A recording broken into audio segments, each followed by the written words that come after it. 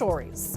New numbers on Ontario's doctor shortage. We'll tell you what they reveal and how the government is responding. Plus, imagining the future of the former Grace Hospital site as it sits empty, a blank slate.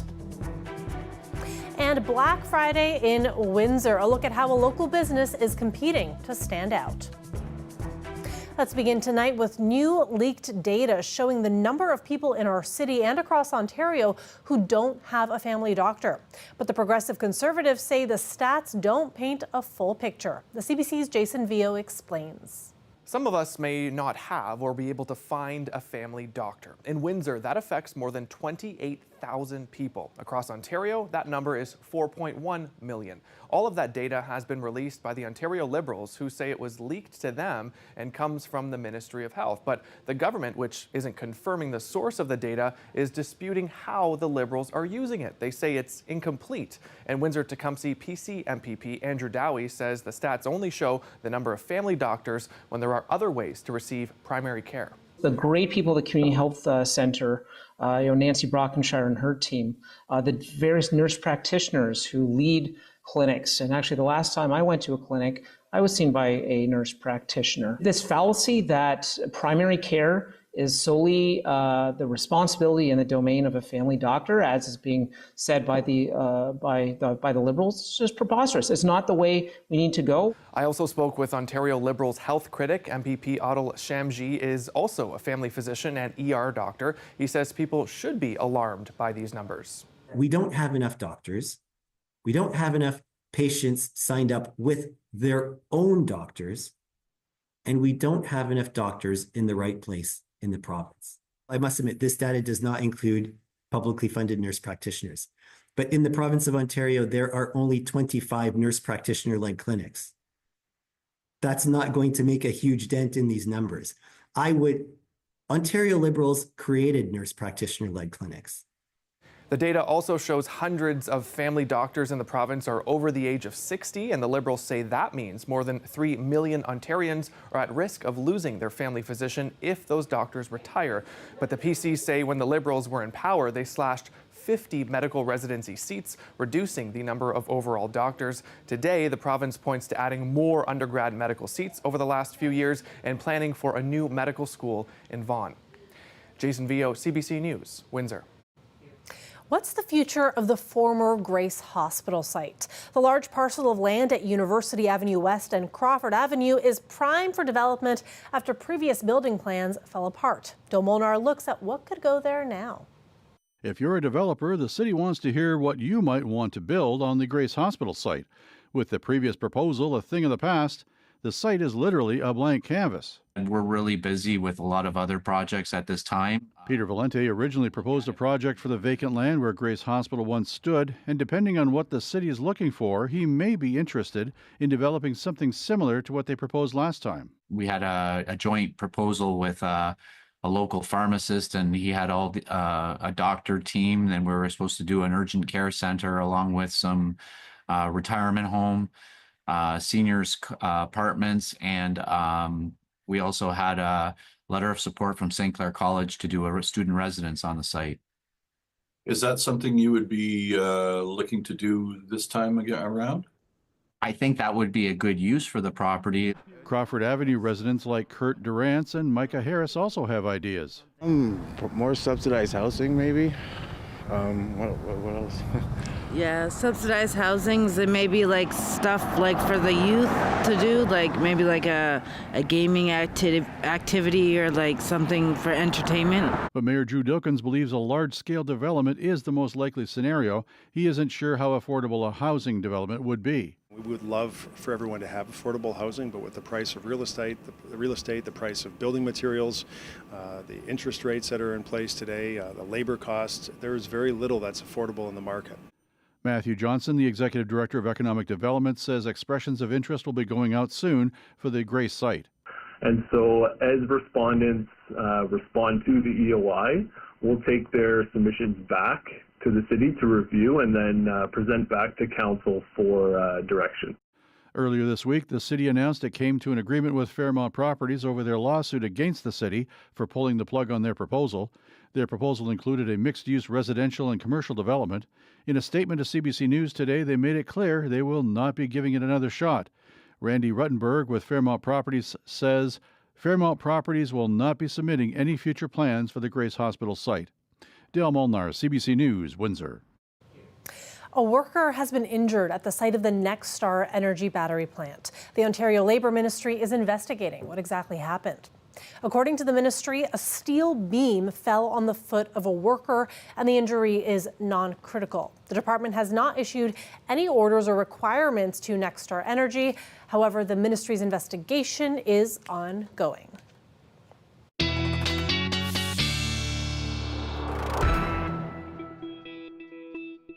Chris Potter joins us now for a quick look at weather. Chris, we had some beautiful snowy magic today. Yeah, especially well north of Toronto up towards Cottage Country. I've seen video, I've seen photographs. Bracebridge, Gravenhurst up towards Cottage Country, east-southeast of Georgian Bay. They're getting hit. Shovelable, obviously. Shovelable tonight, shovelable tomorrow. Not much will change. We're locked with this weather pattern, and that's what I talked about yesterday. This weather pattern is just not going to change. It's going to continue to allow this lake effect snow to continue to dominate east of Lake Huron, east of Georgian Bay. Windsor, you're going to escape with some passing flurries from time to time. Overnight lows around -5 tonight, feeling as low as -12. Tomorrow, daytime highs might be below the 0-degree mark. We'll talk about a bit of a warm-up next week coming up. Sounds good. Thanks for that, Chris. You got it.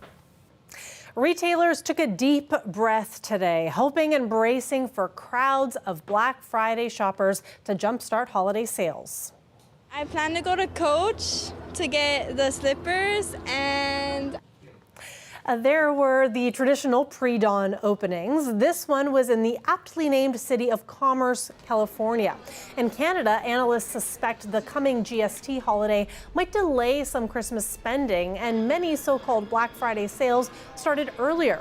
Still, a Retail Council of Canada survey found 40% of respondents planned shopping for today. And small local retailers are hoping that some of that money will be spent in their shops as well. One Windsor store owner said prioritizing buying local makes all the difference to her bottom line. A lot of places like Amazon, Temu, and Shein are now pulling attention away from small retailers and pulling investment away, I think, from small shopping as well. But there are a lot of people who, on the other side of that spectrum, have become more devoted and passionate about supporting local. So it's an interesting split, and sometimes we get some in the gray area in between, but things have definitely changed a lot in the last few years. Katie Stokes co-owns Whiskey Jack Boutique in downtown Windsor. She says the store is trying to compete by offering Black Friday sales, and it's offering other shipping options on its website to work around the Canada Post strike. Stokes hopes that will result in an uptick in foot traffic into the shop. She says inflation has made running a small business challenging. And it is the most wonderful time of the year for fir tree farmers. Their business is booming as people prepare for Christmas. But if the U.S. slaps steep tariffs on Canadian goods in 2025, it could be a different scenario next holiday season. Nicola Sagan explains. For Roger Trenham, this is like second nature, getting fir trees tied and ready to ship. Work he's done on his family tree farm since he was 12 years old. This land was purchased by my family in '79, so as kids we were always doing it. Okay. Always. Trenham sells his trees wholesale, some to local suppliers, but most are going south of the border. He says business hasn't always been great, but lately things have been different. The demand of the trees was really good. Excellent. Can't get no better than the last couple of years. This year, really good. There are more than 1,300 Christmas tree farms across the country, exporting millions of trees a year. Most of them go to the U.S., the 2022 trade valued at $68 million. But hanging in the balance, Donald Trump's threat of a 25% tariff on goods coming from Canada and Mexico. That 25% tariff would be huge for our industry. Brennan says because the tariff wouldn't come into effect until January, Canadian farmers and exporters could lose millions of dollars next year, and American retailers might have supply issues. If someone decides not to pay that tariff and not ship to the States, then that is going to impact whether or not they're going to have trees, because they rely on Canada for their trees. This economist says even the threat of such a high tax on imports could disrupt business. This may be a negotiating tool, but trade, it's very volatile. Like trade is very sensitive to even threats. Back in Nova Scotia, working late into the evening to get trees loaded on trucks for export, some in the industry are feeling more optimistic. It would be disastrous if it happened, but I don't think it's going to happen. The exporting company buys trees from farmers, shipping 45,000 to the U.S. this year. They say every year brings a new challenge, so they hope to ride it out and take things as they come. Nicola Sagan, CBC News, Guysborough, Nova Scotia. A CBC Marketplace investigation is revealing that when you tip, your money may not actually be going where you think. What used to be a way to say thanks for good service is now a rampant request. And as Christine Burek lays out, the workers aren't always getting that cash.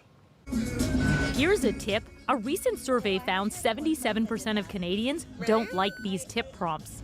Go ahead. Since the pandemic, they're seemingly everywhere. But are the workers always getting that money? Do you get these tips? No. We visited 100 businesses and found around 3/4 of those places prompt for tips, sometimes making it hard to say no.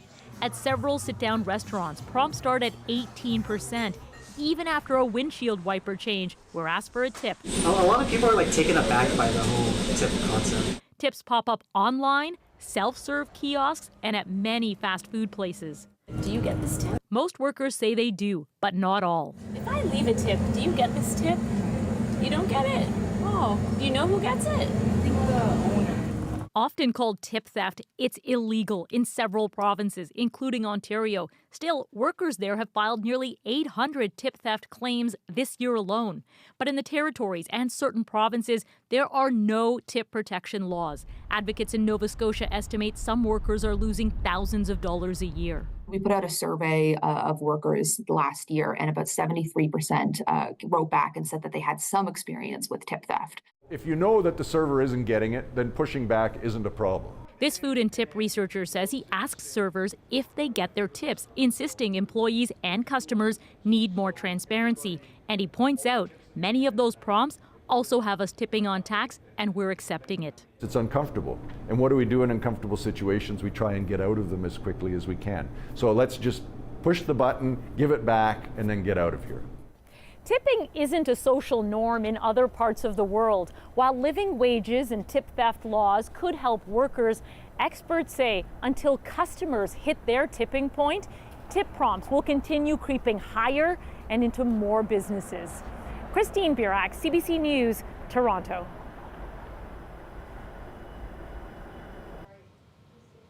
It is time for CBC's Make the Season Kind campaign. We are helping folks dealing with food insecurity, and we want your help. So just head over to our website, and we want you to look for the following banner here. It has details on the various ways that you can participate in our campaign. And as part of Make the Season Kind, we will be heading to Bright Lights at Jackson Park for a live broadcast of our show, CBC Windsor at 6. So that is on December 5th, so mark the date. Come by, meet us, and watch the show. We'll have live music and a bin to collect donations for our food drive. And once again, the fun starts at 5:30 on December 5th. That is next Thursday. We hope to see you there, and we cannot wait to meet you. In national news now, the Supreme Court is allowing British Columbia to pursue a class action lawsuit against opioid providers. The court says it's constitutional for BC to go after opioid providers on behalf of other provinces, the territories, and the federal government. Several companies argue that BC was overstepping provincial authority, but the court ruled 6-1 in BC's favor. It noted that nearly every province and territory in Canada and the federal government intend to participate in the proposed lawsuit. A live look outside there. Looks like fog, but it is snow coming down on our city. I hope you got to enjoy some of that snowfall earlier today. Now, when we come back, we'll have the latest on the Canada Post strike and updates as well on the developing situation in Syria. Stay with us.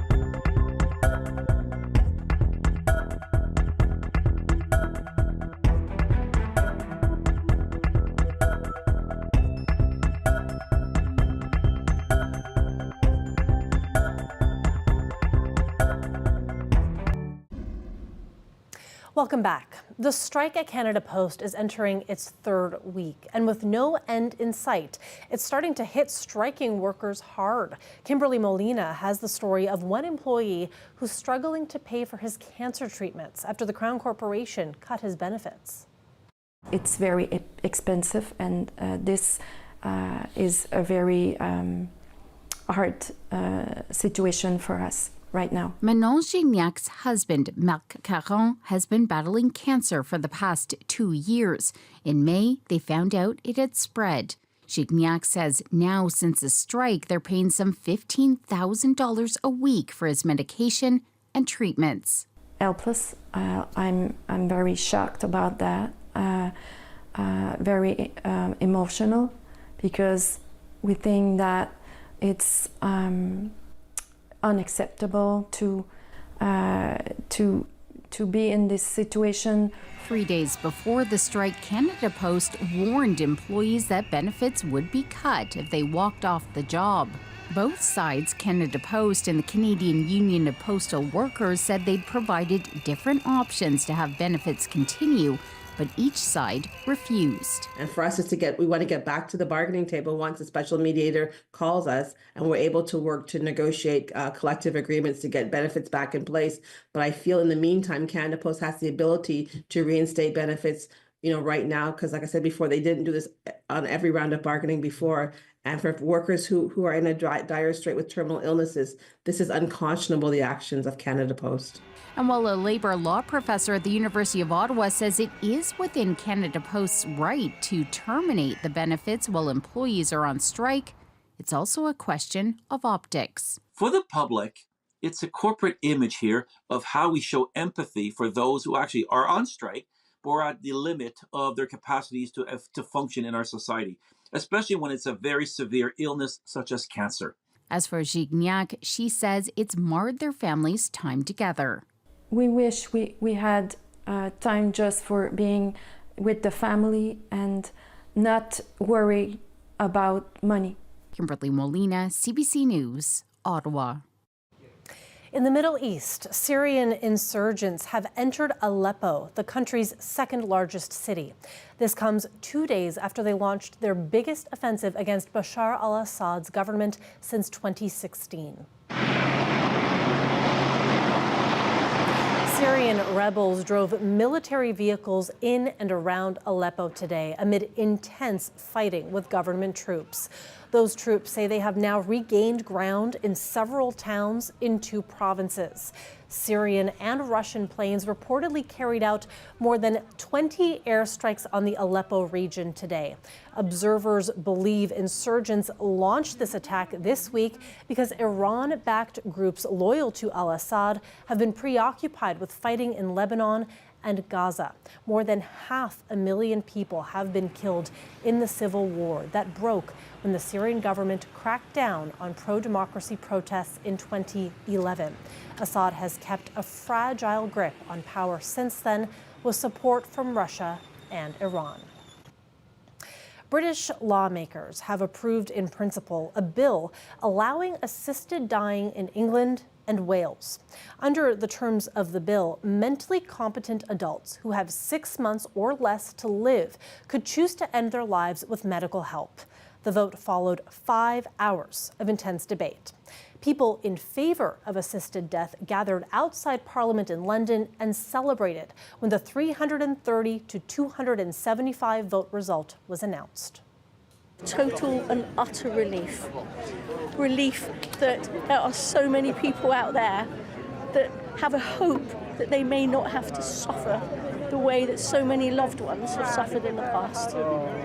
This can only be a positive result. It feels to me like finally Parliament has listened to the will of the people, and I'm delighted. Opponents of the bill say people who are ill may feel they should end their lives for fear of being a burden to their loved ones and society. Others are concerned that safeguards against the misuse of assisted dying are not strong enough. The bill must pass both the lower and upper chambers of Parliament before becoming law. And during that process, the bill could be altered or even voted down. When we come back, Chris Potter will be back for more of your weekend weather. Stay with us.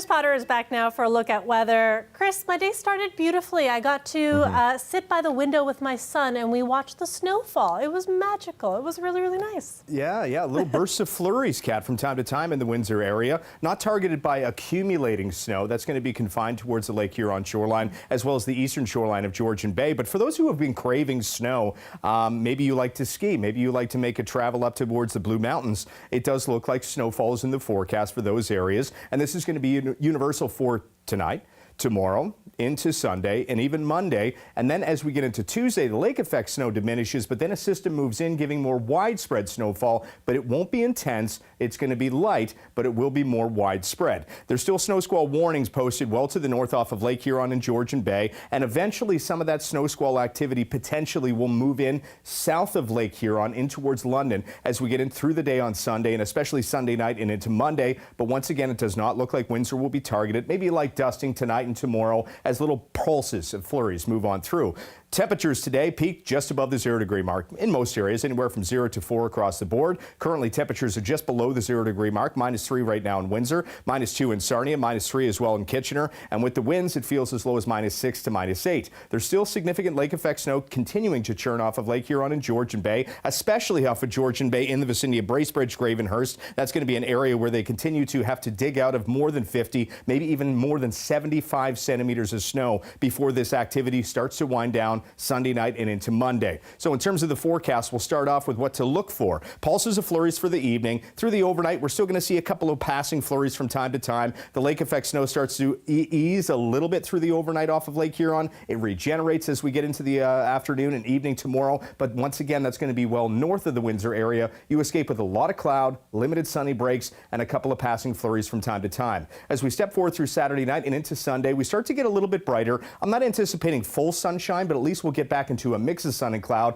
But you look at Goderich, they're going to start to get into some lake effect snow, and then it starts to wind southward, kind of moving clockwise, if you will, in towards the London area. So if you're traveling east of Windsor for the day on Sunday, especially late afternoon and evening, be prepared for some potential whiteouts. As we get into Monday, a much better day with mostly sunshine. In terms of snowfall accumulations, it's going to be very minimal, maybe a light dusting at most. In terms of what we can expect through the overnight, temperatures anywhere from -3 to -4. As we get into the day tomorrow, daytime highs just below the 0-degree mark, and there's going to be a gradual recovery, Kat. The best we'll do is 1 or 2, though. I'm sorry. Sounds good. Thanks for that, Chris. Thanks to you all. Have a fabulous weekend. See you Monday. Yeah.